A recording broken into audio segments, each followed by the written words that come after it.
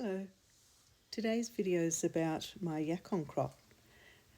Last October I put the rhizomes into a pot with potting mix and I kept them under the veranda whilst the first shoots grew.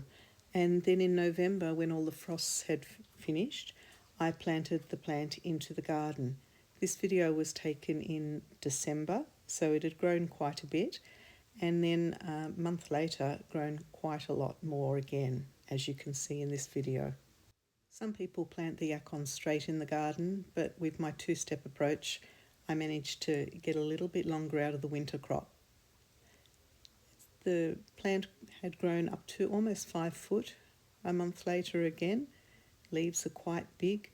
I don't actually eat the leaves. Yacons are related to Jerusalem artichokes and sunflowers. Apparently they have a flower themselves, but they don't seem to make it in my growing season.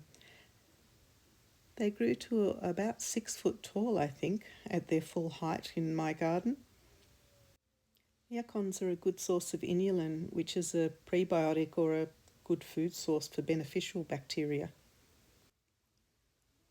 I tend to leave the yacons in the ground until almost frost time, but this year I did harvest one of the plants. I had planted 9 plants. I harvested one of them on the 1st of April because I wanted to give some tubers away to someone. The ground was fairly dry when I did this harvesting, and it was quite easy to pull the yacons out of the ground with minimal effort. I harvested the rest of the crop on the 20th of April, just after I'd finished harvesting the sweet potatoes. First I cut all of the leaves off so that I could actually access it, and I mulched them up and I used them as mulch on another garden bed. Digging the yacon crops up, the yacons didn't spread too far from the roots or from the stems, so I wasn't as concerned about piercing the yacons like I was with the sweet potato, but it wasn't that easy to dig them up either, particularly as it had been raining and the soil was quite wet and heavy to dig. After much ado, I got the crop out, and this is the yacons that came from the largest yacon plant, and you could see there was 2 white sweet potatoes there as well, which surprised me. They'd travelled.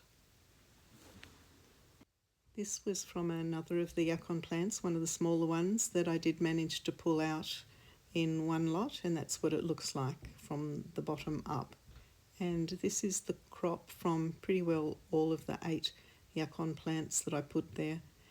These are the rhizomes, what they look like when they're still attached to the plant, and I just break them off and I keep them in cocoa coir all winter and replant them in summer. The rhizomes actually can get several rhizomes to one plant. I'm not quite sure how many plants you would call that. I just break them all up and put them all into the cocoa coir for winter.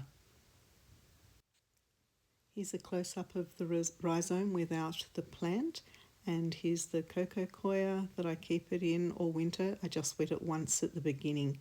Here's the 28 kilo crop with 1 golden beetroot as well.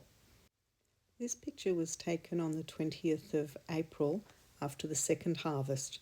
The bottom yacon was harvested on the 20th of April. The top yacon, that looks a lot older, was harvested on the 1st of April. I don't actually like eating yacons on the day that they've been harvested. I think they have a funny taste. But if I leave it for a few weeks, the sugars come out and I really like eating it then.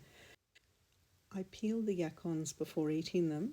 If I was to peel the fresh yacon, I could use a normal vegetable peeler, but after 3 weeks, the yacons are too soft for a vegetable peeler, so I need to peel it with a normal sharp paring knife. I'm just hitting the yacons against the plate there so you can see how soft they are before I choose to eat them. And here they are peeled. After a few weeks, it takes on more of a golden colour when the sugars come in. They had a Brix of about 17. The main way I like to eat yacons is in my spinach smoothie, but I know a lot of other people like to cook with it. My lessons learned from this year: I don't think I'll harvest while the soil's wet next year, much easier when it's dry. Maybe I might leave one plant in the ground next year until the leaves die off from the frost, just to see how it affects the taste of the tuber. I struggle with that a bit though, because I'm impatient to get my winter crop in and it all hogs the same space. Likewise, if at all possible, I might plant the yacon rhizome directly into the ground in spring rather than in pots, but again it depends what crop's growing at the time. Thank you for watching and sharing my journey.